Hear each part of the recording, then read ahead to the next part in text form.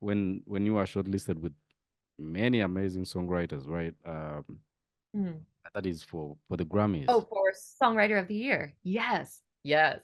Yeah. Mhm. Can we can we talk about that? Yeah, absolutely. Because now it's happened 2 years in a row also. Yeah. So the first year that I was shortlisted with other songwriters, there were 62 of us, and it was a brand new category for the Grammys. And this past year, I was also shortlisted, and there were 58 of us, even shorter list.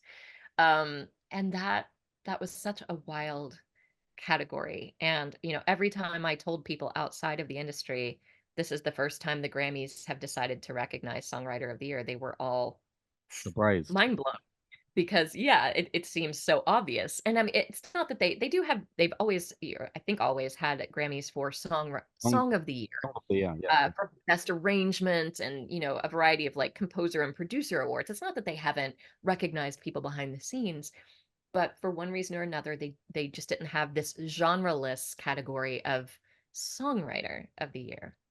And their criteria for this category was so specific. In order to qualify and make that short list, you had to have at least five, but as many as nine songs that were released for the first time in that Grammy year, which typically runs from about this past year, I think it ran from September 15th of 2022 to October 1st of 2023. That is roughly the cycle. In some years we've had a 13-month year, and some years we've had an 11 and a half month year, because the powers that be decided that. So it has to be released in that particular window of time. It cannot have been released before. It must be an original song, not a cover. But also, and this was the kicker that really prevented a lot of people from being on that short list, you, the songwriter, cannot appear or be credited as anything but songwriter on the first five songs Mm. that are submitted. So, thankfully, over the last couple of years, I have had a number of collaborators that recorded my work. And it has been work that was all over the map. I think the first year that I made it through in eligibility to that short list, my five songs included a Celtic song, a piano ballad, a blues song, a dance track, and I forget what the other one was, Americana, maybe. And then the second year, if I'm not blending the 2 years together in my mind, I think it was a jazz song, another piano ballad that was almost musical leaning, Americana. I think there was another ballad in there, and was there another dance track? I forget. The 2 years do blend together in my mind, but it was totally a genre span. And at first, I told my producer, I said, I don't know, is that going to work against me? That it's not all like pop or all country or all rock. And he said, no. I mean, I think that shows your spectrum, that Yeah. you can write in a variety of these different formats, which I do like. Like I prefer to work in more than one genre.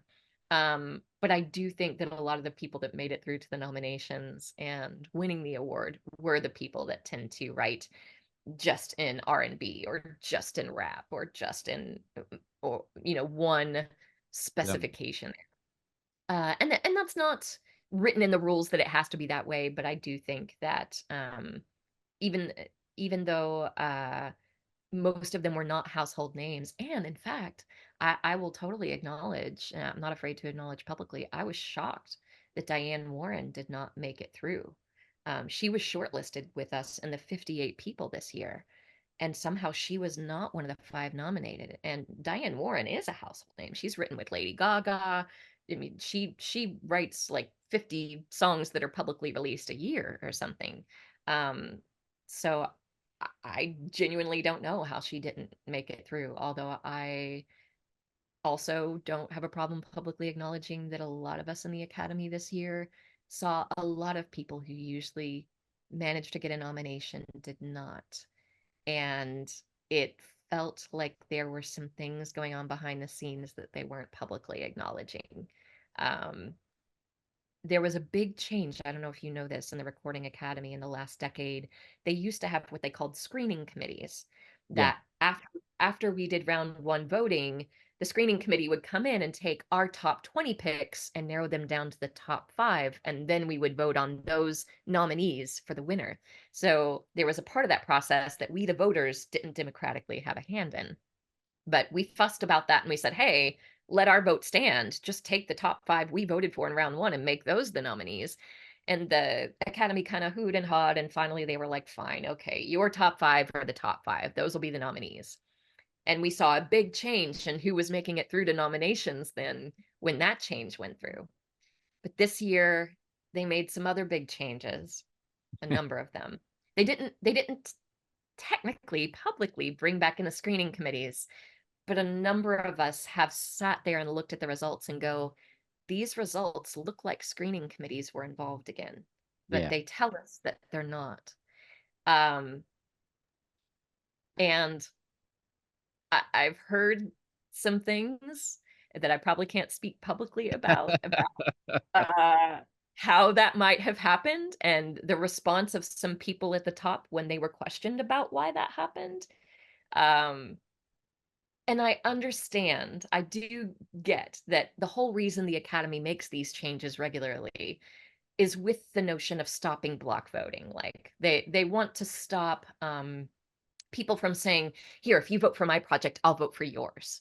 Or, I work with these 20 artists, so if you vote for me, I can ask my 20 artist friends to vote for you. Like, they don't want that going on. They want us to vote based on merit, not friendships, not business relationships, not marketing. That's not supposed to affect our votes. Exactly. Exactly. Exactly. I see those quotation marks. But the way the votes turned out this year in particular, a lot of us are going, boy, it sure looks like marketing dollars chose those nominees. Yeah. And it's sad because, there are a lot of really worthwhile artists that don't have $5 million to spend on marketing. Yeah.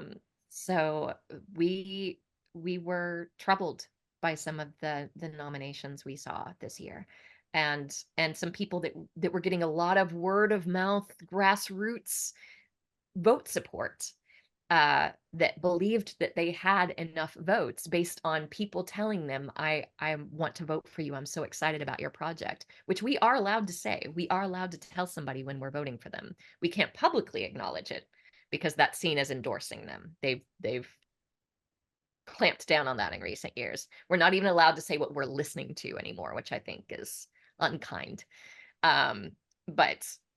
But we are allowed to privately say, I'm so excited about your new project. I'm so excited to vote for that. So it absolutely is possible for us as artists to know. I know that in this smaller category, it only takes about 100 votes. 300 people have told me that they're voting for me, and some of them might be, fibbing, but probably 200 or 250 of them actually did. And What happened?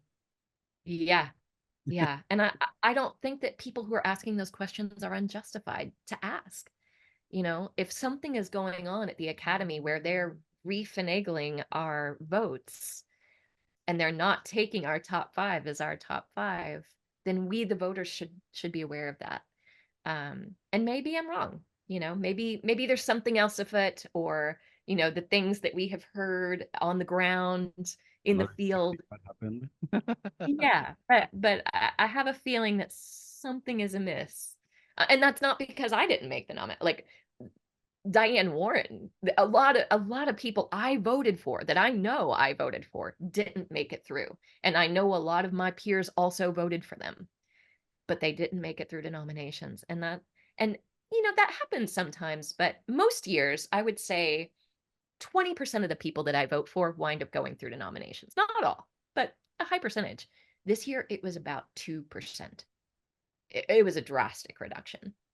And that does concern me as a voter. It makes me feel like my voice isn't being heard. And I don't expect everybody I vote for to be able to get the nomination. I know there's other voters, but it does make me feel that maybe the system isn't working the way they say it is. Maybe they're not being straightforward.